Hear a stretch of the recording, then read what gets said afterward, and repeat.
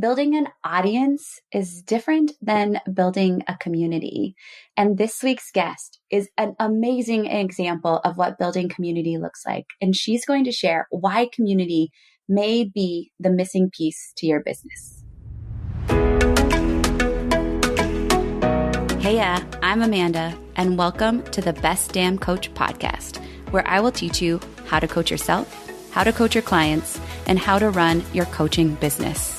The number one goal of this show, though, is to help you be the best damn coach you can be so your clients go out and tell the world about you. So, let's do the damn thing.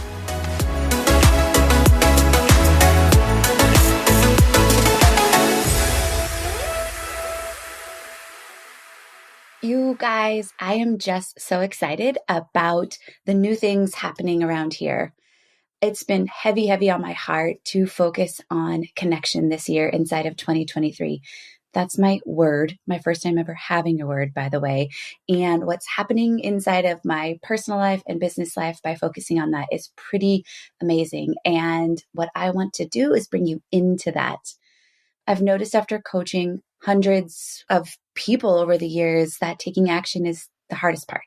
We know what to do on paper. We struggle to make it happen for so many reasons. Much of it is just all the stuff that's happening inside of our brain. So I sat back and I asked myself, how can I bring together this amazing network of people I have met over the years, people that are listeners like you, people that follow social media? How can I bring you together to just help you reach your full potential and take action? And so I have decided to open up a weekly networking community focused on accountability. And it's called Do the Damn Thing. And I want you to be a part of it because I know no matter where you're at in business and life, you could absolutely use some support around being around like-minded women and doing the damn thing. So come join us every Wednesdays at noon Mountain Time. And we are going to come together and do the stuff we resist every damn week. What does that look like? That means we're going to hop on a Zoom session. I'm going to open up. I guarantee that you are going to walk away making 2 new connections every time you join us. We are going to declare what we are resisting. I'm going to give you some space to begin working on it, to dive in, and we're going to culminate with some reflection. I know that this is going to be valuable for you. Just being in the energy of other women who are wanting to take action on their dreams is so powerful. So come join us. You can sign up at amanda-walker.com/networking, all one word. When you jump onto that page, you're going to see a little button. It says sign up here to join and get the Zoom link. As soon as you click that, you'll enter your email address. And of course, we will email you back with all of the information regarding the sessions. Yes, we are doing this every single week because I want you to have an unbelievable shift in 2023 that starts with taking action. Welcome to the show, ladies and gents. I am honored to be joined by Lindsay Schwartz today. I honestly don't really know. I'm trying to remember back to how I discovered. Honestly, I think it was through a mutual friend through like leadership in church or something. And she said, I met this girl. You got to meet her. She's like, in our area. And since then, it's been super fun to watch your journey progress and to watch you stay in your zone of genius, which I think is the ability to build community. And so that's what we're going to focus on today. So welcome to the show. Thanks. I'm so excited to be here. Awesome. Before we get started, though, I'd love for you to just tee up for the audience who you are, how life has led you down this path to get to where you are today. Gosh, that could be an entire podcast on its own. Isn't that right? When you think about just really what leads us to the people we become, the things we create. Right now, what people know me for is creating a community for ambitious women called Powerhouse Women. And we have a live event. We have a podcast. We do mentorship, specifically mostly around business. But I really believe, and we work under the motto that we're not meant to do business or life alone. And that does lend itself into the communities that you need around you to really support these big visions that you have, whether it's a coaching business or any type of business. And what really set me off on this path was my book. So I wrote a book published in 2017, never ever planned to write a book, publish a book, but it was the thing that I didn't know that I could do. I mean, it's as simple as it sounds. I was in a season that I was really restless, was building another business in health and fitness, and felt like there was more for me. And I'm sure so many of you listening can relate to that feeling, just like there is untapped potential within you. And I was hell bent to find what that was. Now, I thought it would be within the same industry that I had built a business for 6 or 7 years.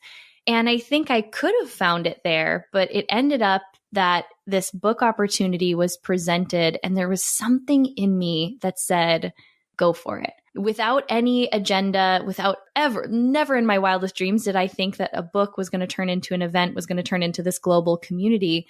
But what happened in my life, or what was happening in my life, is I was operating at maybe 60 to 70% of my full potential. And that's why I felt so restless. I wasn't challenging myself. I really wasn't growing. And as tempting as it was to stay in that 60 to 70% range, because I could get results, I got a lot of accolades. I got asked to speak on stages. It seemed very glamorous.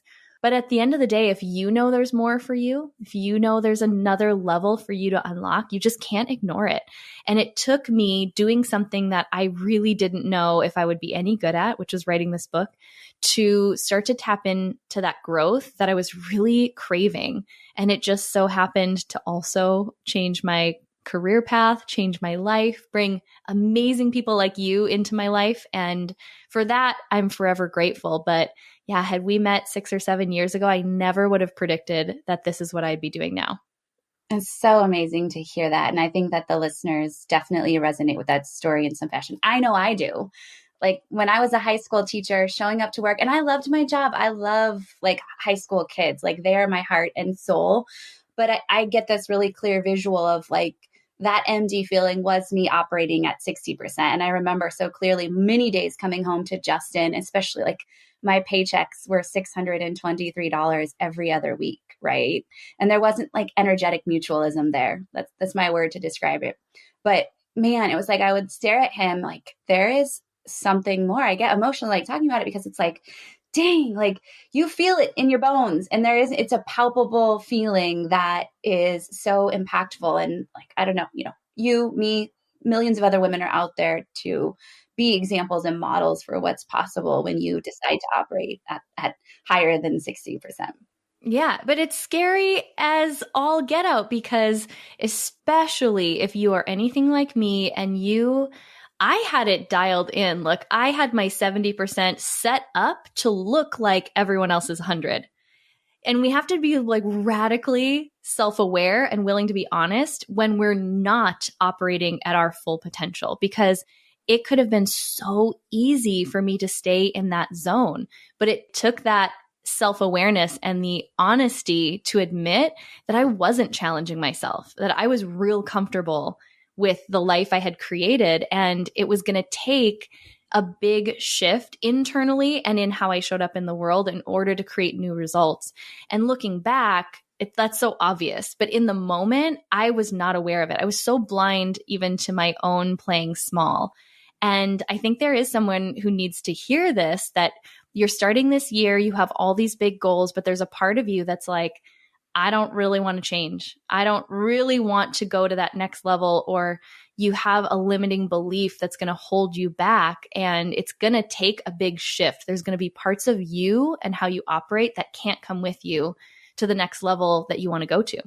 Yeah, it's so spot on. And I also think that there are people out there that are unwilling to make the shifts necessary to operate at that high level. And that's okay. Right? It's okay if inside you are content with that 60%, but I really wonder, like, is that true? Is that really true? Because I believe whatever God's purpose, our plan is that for us to all execute our full potential. And we need to come into contact with people that help expose that for us. And I think there's seasons too. There's seasons where you have the bandwidth to really do the inner work necessary and to show up the way you need to kind of break through to that next level. And then there's seasons where that's not your time.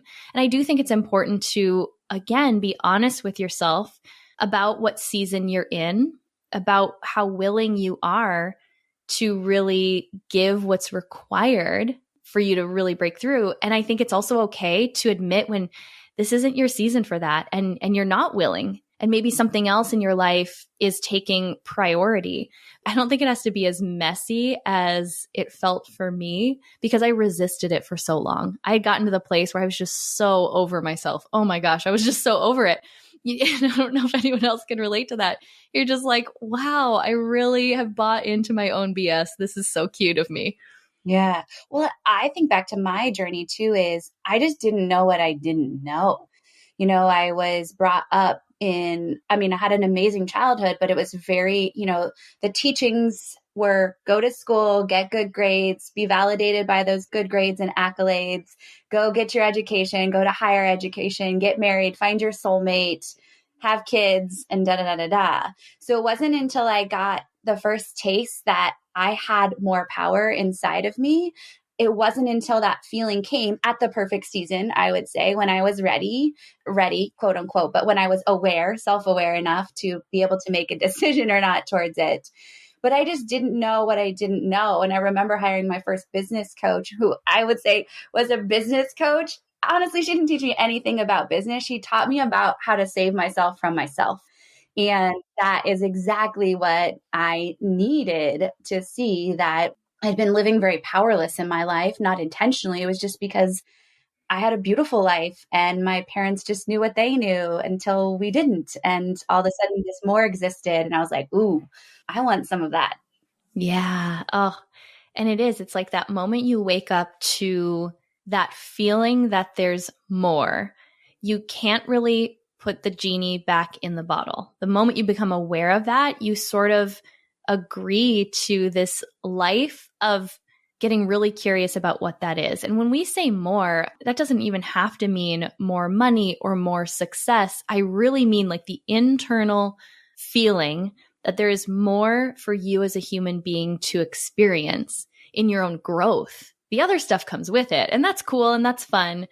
But I'm on this journey of, I say to people all the time in my community that I'm really just here playing this game of life, trying to figure out what is my full potential. And it's like this ever evolving potential. I will never reach an end point, and I don't want to.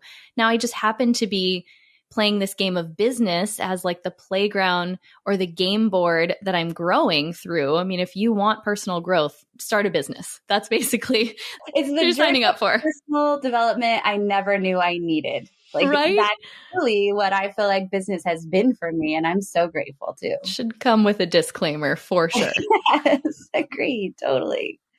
But I want to just like celebrate you because I was fortunate enough to attend Powerhouse. I don't even know the months all moved together. The last one that you had, I'd been wanting to attend, but I think it conflicted like with a kid's birthday or something. The date shifted this year. And my girlfriend was like, you got to come.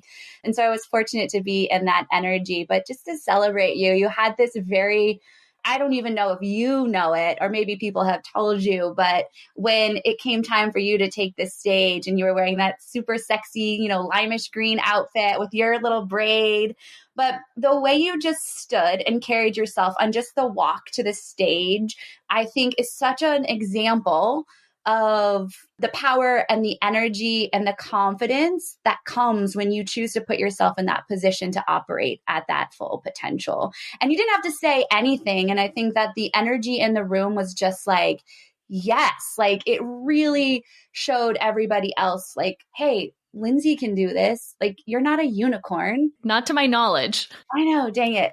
But yeah, just to celebrate you, I thought that was a magical moment. Like inside, I was just, I don't know you personally, but for me, I was just like, yes, like this feels so good for her. And I hope you felt that too. Yeah. Well, and knowing that it was way more than just me, I got to be in that moment, the embodiment of what I want everyone else to feel. It's one of the reasons why what's so funny is this event that I hold every year has become kind of like this fashion moment. And now there's pressure. People are like, how are you going to top it?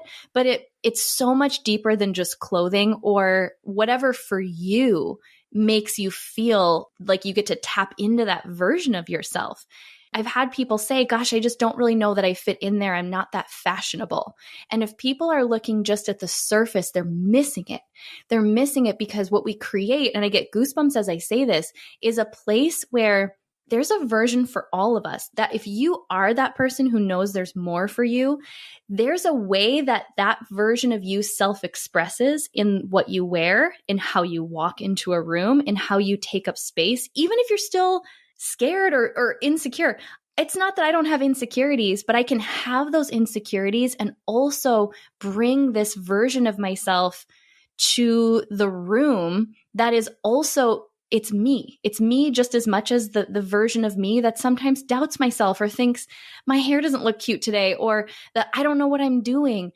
It's all of me. And I think I even started the event by saying that, kind of just acknowledging that for me, this year especially was another level of giving myself permission to show the parts of myself that I would normally suppress out of a fear that it's going to make someone else feel uncomfortable or feel insecure. It might trigger an insecurity in them. And I think too many of us are walking around suppressing the fullest version of us because we are trying to make other people comfortable when we're actually not serving them by doing that. Yeah, I'm getting like teary-eyed talking about this. This is really transparent. For me, that place is faith right now. And so I have,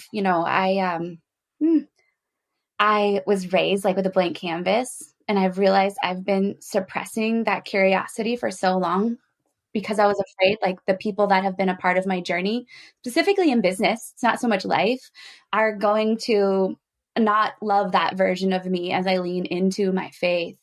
And this year, specifically in 2023, it was like, yes, I have all the business goals, but truthfully, that's where I am like refusing anymore to just not be sharing the fact, which it has nothing to do with my coaching, right? And it has everything to do with my coaching simultaneously, right?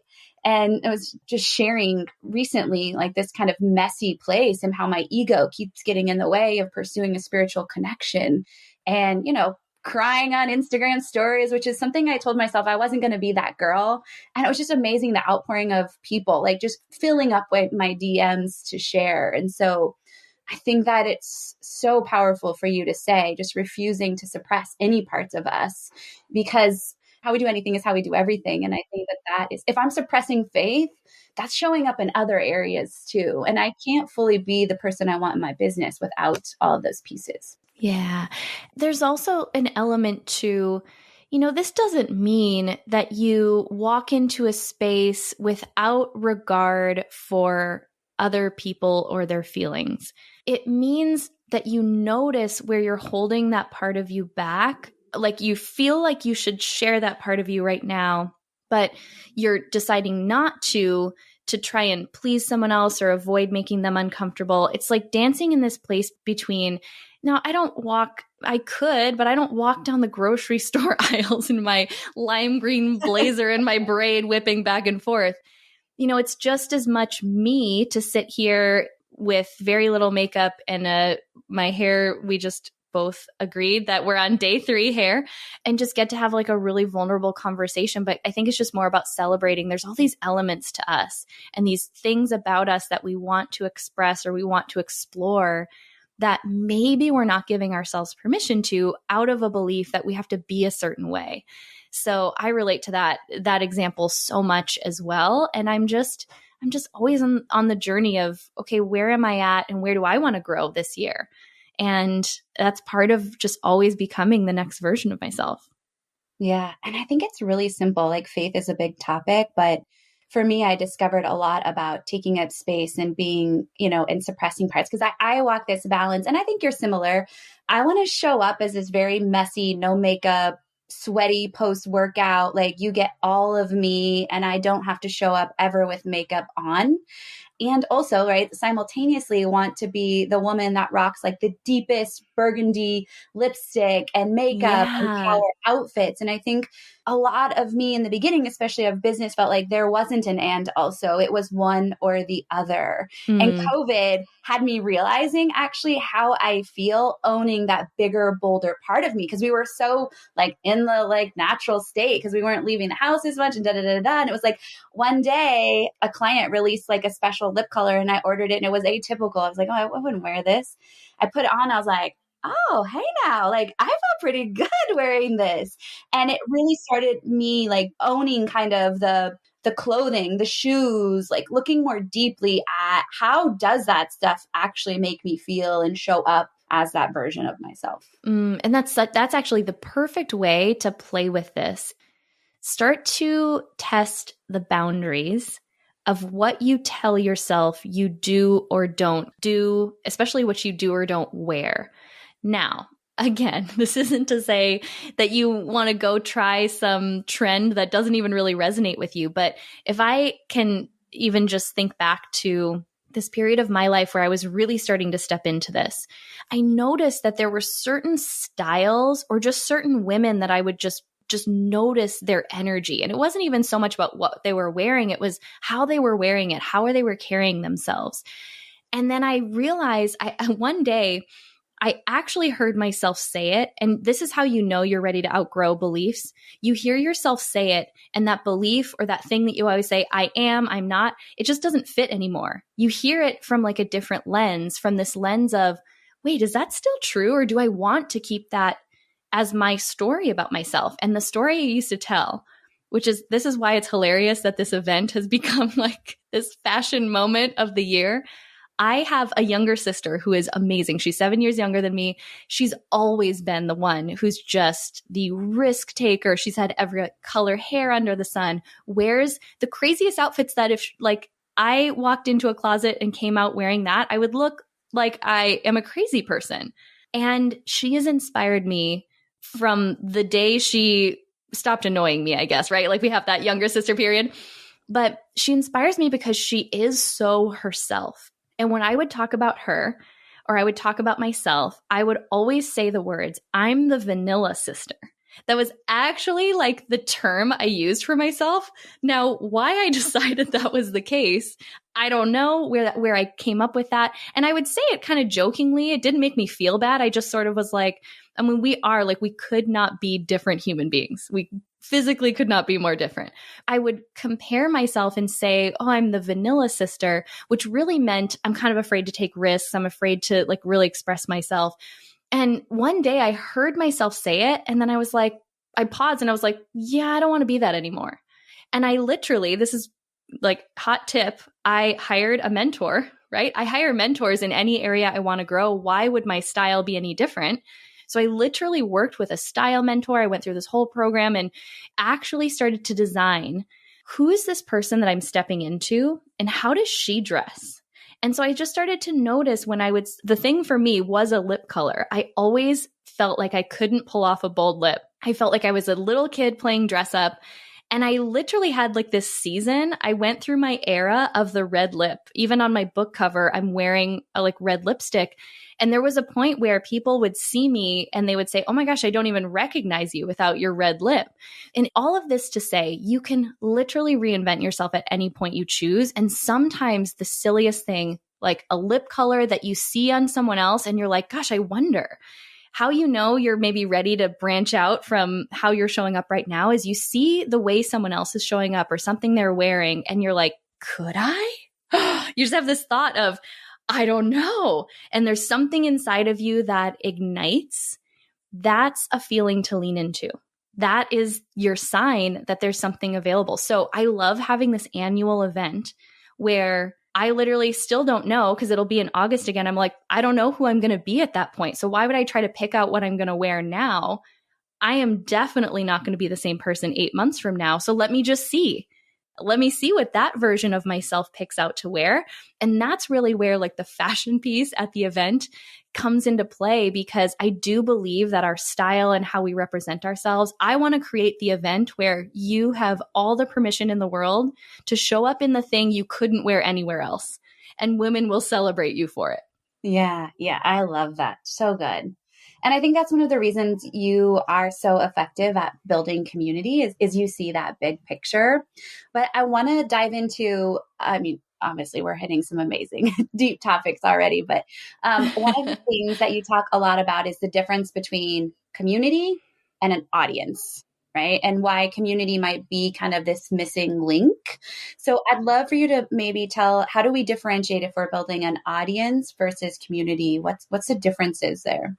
This was something that I made the distinction between the first time someone ever asked me to come and speak about building community. And I remember I got asked to come and speak to a mastermind about it. And I read the email and I had this puzzled look on my face because I was like, well, build community. I don't know how I do it. It's just what I do. It's always been the lens that I've looked at building this business through. And as I sat down to really put it into something tangible that anyone, no matter what they're building, could emulate, what I realized is there was a difference between how my peers and even masterminds I had been in looked at growing.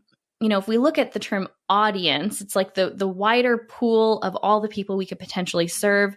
It's really looking at answering the question for yourself, how do I just get more people to want to connect with me? Because you do need people to know how amazing you are. You need people to know what kind of work you're doing, the kind of transformations that are available in working with you. That is important. It's just not the whole picture.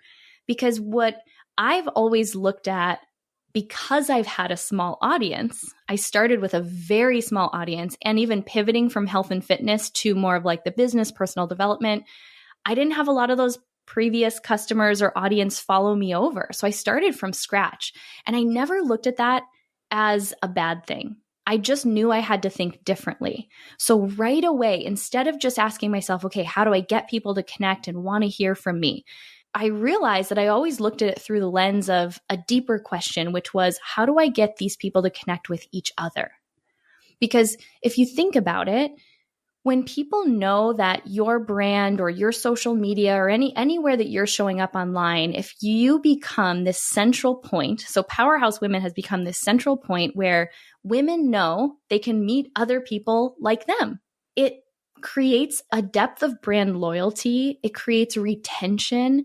It makes selling easier because people just kind of tell their friends like, oh, of course you need to work with Amanda. I worked with her. She's amazing.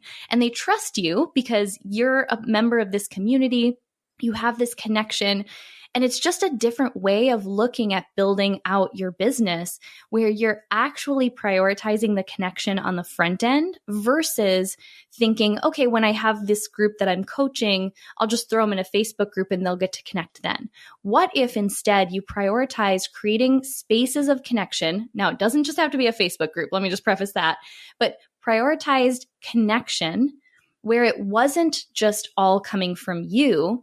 The value, this is the other thing for those of you that are coaches or aspiring coaches, it gets really exhausting if you have to provide all the value. So the other thing is if you prioritize the connection up front, you're giving people more value that does not require you to keep showing up. And I feel like when I looked at it through that lens, I was like, wait, why isn't everyone doing this? This is really the most sustainable business growth strategy because it's literally built to keep people around and keep them wanting more from you and from your business. Yeah, I love that question. That reframe is so powerful. I mean, that even serves me. I think one of the things for me is, and I think this like aligns with the faith journey is I've moved through my life believing and thinking that everything I've done and have has been me. It's weak to ask for support. I don't need others' support. And then smack to the face entrepreneurship. You literally, like you say, like you can't do it alone. And there was nobody in my immediate life that could even share the vision of, at the time, initially it was like just wanting to make six figures. Like nobody around me was articulating some of the big dreams and goals. And so I felt like I didn't have a home or a safe place to talk to some of my girlfriends about that because they just didn't get it. They were content with operating at 60, right? Yeah. But how does, like, maybe you could give a tangible tip around, so we hear that question that you're saying, like, how do I help people connect to one another initially? If we have a small audience and we're just starting out, what could that look like? Or what's one tangible way we could start to put that into play?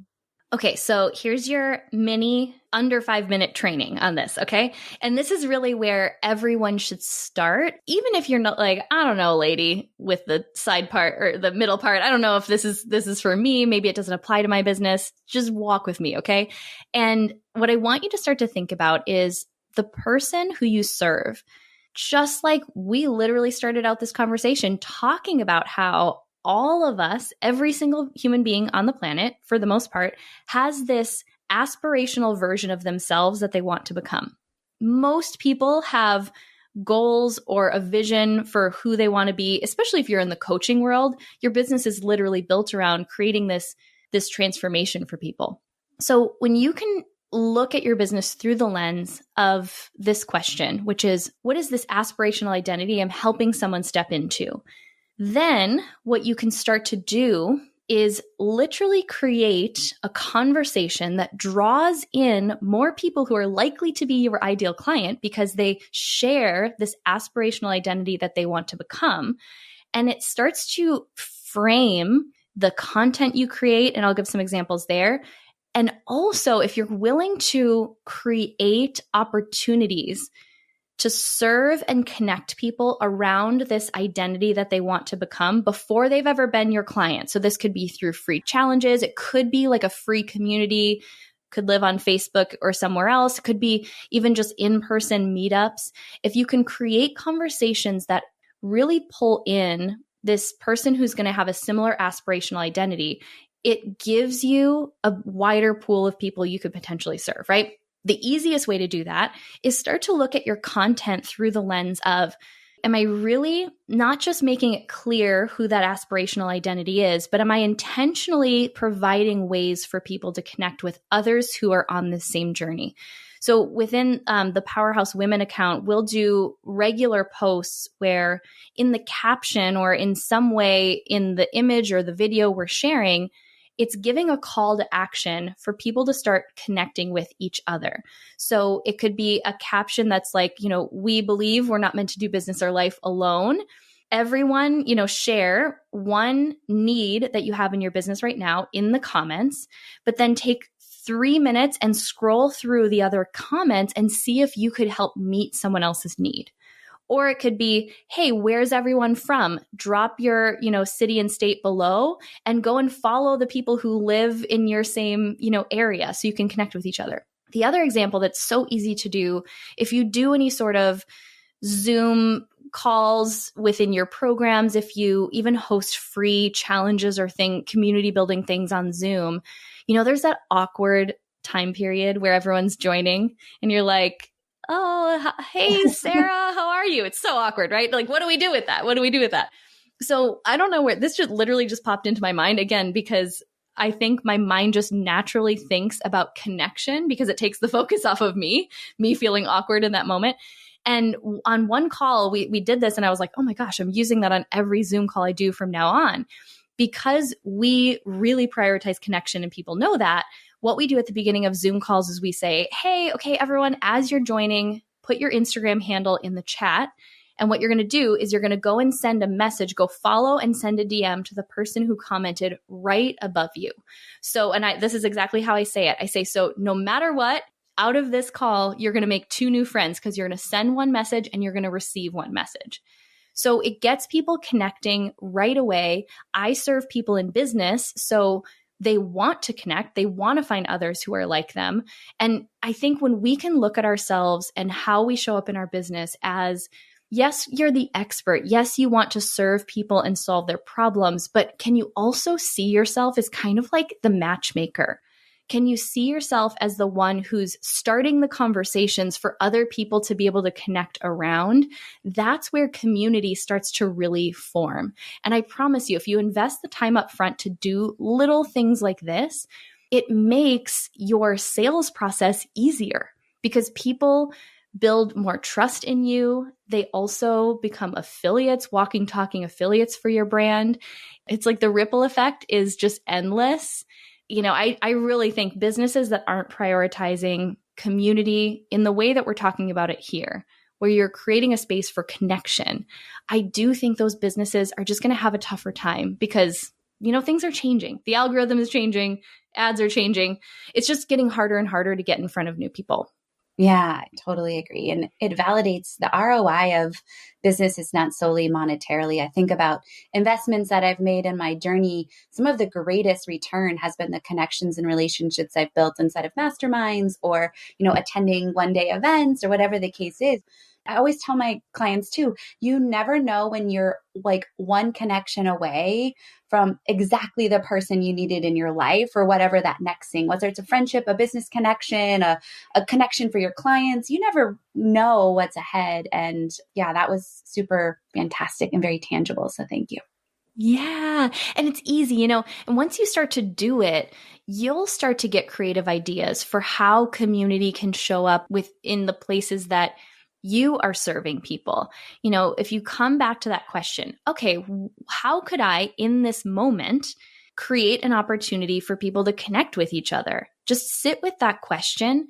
You will get such creative ideas on how that can look within your brand. Those are just a couple of examples that have worked really well for us, but there's so many different ways that this can look because it just comes back to that premise of connection. That's all it is. Can you give people a reason to connect with the other people in your world, the other people who are in your audience? And when you do that, you'll start to see the ripple effect of it. And it is really powerful. Yeah, amazing. Oh, I love this conversation. We went all over the place in so many great ways. So I'm so grateful. Would you share a little bit about how all of our listeners can connect with you, learn more about Powerhouse, Girl Gang, all the things that you have going on? Or whatever, none of that, whatever you want to share. I don't care. Listen, now that we talked about this event, you're going to want to probably, get out your best outfit. And maybe your fake ponytail like I had last year, your fake braid. But, there's a couple of things, depending on when people hear this. We do an annual event. This year, we haven't officially announced the dates yet, but that'll be coming really, really soon. And I always say that, honestly, my favorite place to show up, especially if you're a podcast listener, is we have a podcast called Powerhouse Women. Everything we do will always be, shared about on that show. We share a ton of great business content, personal development, mindset. And if you're a podcast listener, I would love if you would go check out the show, Powerhouse Women. And then on Instagram, it's just powerhouse_women. And that's probably the best way to stay connected. Amazing. Thank you for sharing your genius and your heart. And we're just honored that you would make the space to be with us. So thank you. Oh, thank you so much for the invitation. And thanks just for getting the memo about I wish you guys could see us right now. We were are twinning so hard. Black shirts, gold chains, middle part, blonde. Clearly. Growth on the blonde. All of it. It's scary. We were probably just meant to be friends. So thank you so much for having me. Every week, I put my heart and soul into this podcast to bring you value and to help you grow as a person and as a coach. And one of the ways, very simple ways you can return that favor is by leaving us a review. So if you haven't left us a review, head on over to Apple or Spotify, leave us a review, let us know how we're doing, let us know what content you love and which content pieces are really speaking to you now.